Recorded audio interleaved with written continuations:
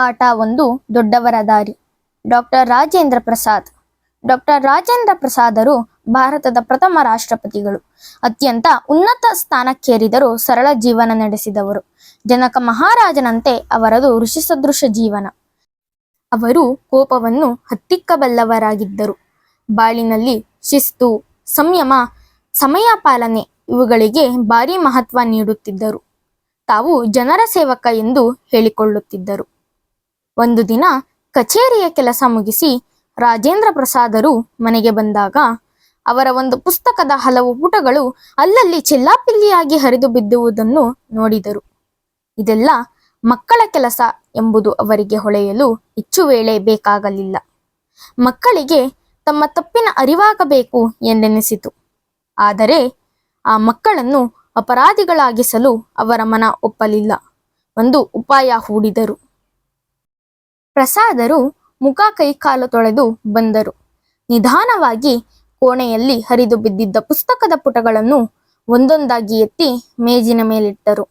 ಬಳಿಕ ಮಕ್ಕಳನ್ನೆಲ್ಲ ಬಳಿಗೆ ಕರೆದರು. ಮಕ್ಕಳು ಓಡೋಡಿ ಬಂದರು. ರಾಜೇಂದ್ರ ಪ್ರಸಾದರು, ಮಕ್ಕಳೇ ನೋಡಿ, ಇಲ್ಲಿ ಎಷ್ಟೊಂದು ಕಾಗದಗಳು ಹರಿದು ಹೋಗಿವೆ. ಇವೆಲ್ಲ ಪುಸ್ತಕದ ಪುಟಗಳು. ನಿಮ್ಮಲ್ಲಿ ಯಾರು ಯಾರು ಎಷ್ಟೆಷ್ಟು ಪುಟಗಳನ್ನು ಹರಿದಿದ್ದೀರೋ ಅವರಿಗೆ ಆ ಪುಟಗಳ ಸಂಖ್ಯೆಗನುಗುಣವಾಗಿ ಕಾಸು ಕೊಡುತ್ತೇನೆ, ಆಗಬಹುದೇ ಎಂದರು. ಮಕ್ಕಳು ಒಬ್ಬರ ಮುಖ ಒಬ್ಬರು ನೋಡಿಕೊಂಡರು. ಒಬ್ಬೊಬ್ಬರು ಕಾಸು ಸಿಗುವುದಲ್ಲ ಎಂಬ ಸಂತೋಷದಿಂದ ತಾವು ಹರಿದ ಪುಟಗಳ ಸಂಖ್ಯೆಯನ್ನು ತಿಳಿಸಿದರು. ಪ್ರಸಾದರು ಅವರಿಗೆಲ್ಲ ಅಷ್ಟಷ್ಟು ಕಾಸು ಕೊಟ್ಟರು. ಹುಡುಗರಿಗೆ ಖುಷಿಯೋ ಖುಷಿ. ಆಗ ಪ್ರಸಾದರು, ನೋಡಿ ಮಕ್ಕಳೇ, ಪುಸ್ತಕಗಳು ಜ್ಞಾನ ಭಂಡಾರ, ನಮ್ಮ ತಿಳುವಳಿಕೆಗಳನ್ನು ಹೆಚ್ಚಿಸುವ ಆಕಾರಗಳು.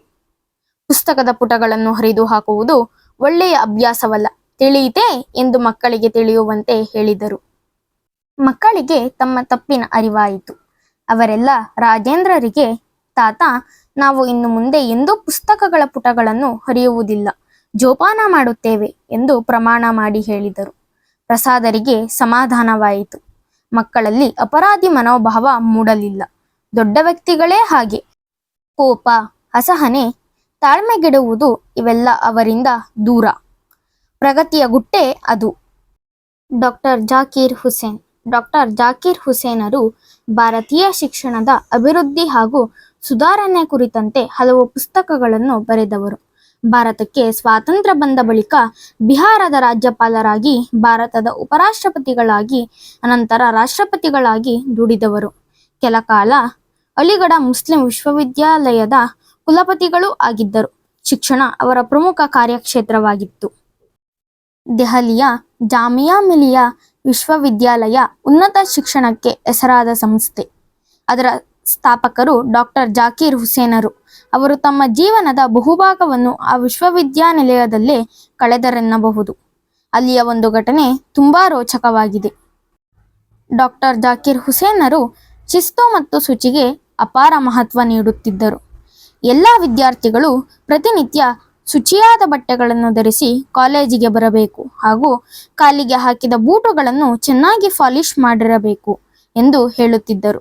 ಆದರೆ ಎಷ್ಟೋ ವಿದ್ಯಾರ್ಥಿಗಳು ಜಾಕೀರ್ ಹುಸೇನರು ಹೇಳಿದ್ದುದನ್ನು ಸರಿಯಾಗಿ ಪಾಲಿಸುತ್ತಿರಲಿಲ್ಲ.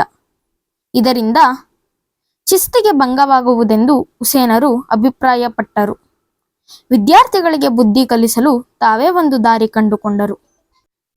ಒಂದು ದಿನ ವಿಶ್ವವಿದ್ಯಾಲಯದ ಪ್ರವೇಶ ದ್ವಾರದಲ್ಲಿ ಜಾಕೀರ್ ಹುಸೇನರು ಒಬ್ಬ ಬೂಟ್ ಪಾಲಿಶ್ ಹಾಕುವವನ ವೇಷದಲ್ಲಿ ಕುಳಿತಿದ್ದು ವಿದ್ಯಾರ್ಥಿಗಳ ಗಮನಕ್ಕೆ ಬಂತು. ಕುಲಪತಿಗಳು ಕೈಯಲ್ಲಿ ಪಾಲಿಶ್ ಡಬ್ಬಿ, ಬ್ರಷ್ ಹಿಡಿದು ಕುಳಿತಿದ್ದ ದೃಶ್ಯ ಕಂಡ ವಿದ್ಯಾರ್ಥಿಗಳು ತಮ್ಮ ವರ್ತನೆಗೆ ನಾಚಿದರು. ಒಂದಿಬ್ಬರು ಪಾಲಿಶ್ ಹಾಕಿಸಿಕೊಂಡು ಆಗಿತ್ತು.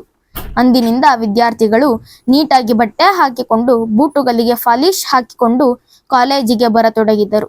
ಇದು ವಿದ್ಯಾರ್ಥಿಗಳ ಬಾಳಿನಲ್ಲಿ ಶಿಸ್ತು ಬೆಳೆಸಿಕೊಳ್ಳಲು ನೆರವಾಯಿತು. ಶಿಸ್ತು ಮೂಡಿಸಿಕೊಳ್ಳಿ, ಇದು Zakir ಹುಸೇನರ ಆದೇಶವಾಗಿತ್ತು. Thank you for the watching. Subscribe my channel ಪಠ್ಯ ಪುಸ್ತಕ.